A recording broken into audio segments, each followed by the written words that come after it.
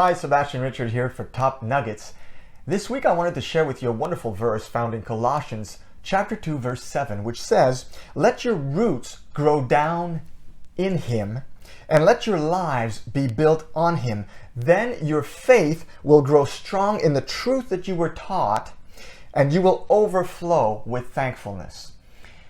As believers, as kingdom impactors, oftentimes we have an action bias. And when we have an action bias, we want results fast. And yet the Christian life is a marathon. It's not a race, as you probably already know.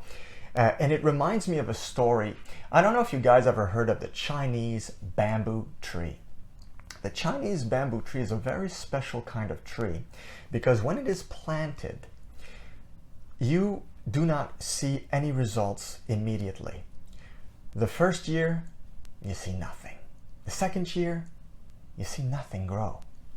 The third year, even if you keep watering it and taking care of it, there's nothing on the surface. Why? Because that tree gets busy as soon as it's planted to grow deep roots. But you don't see anything on the surface yet.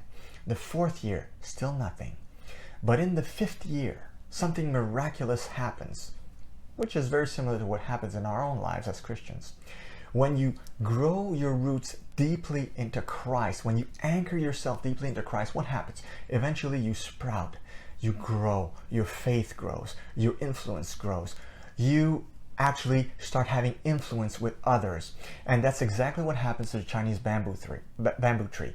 After 5 years, it starts to sprout, but it doesn't just sprout. No.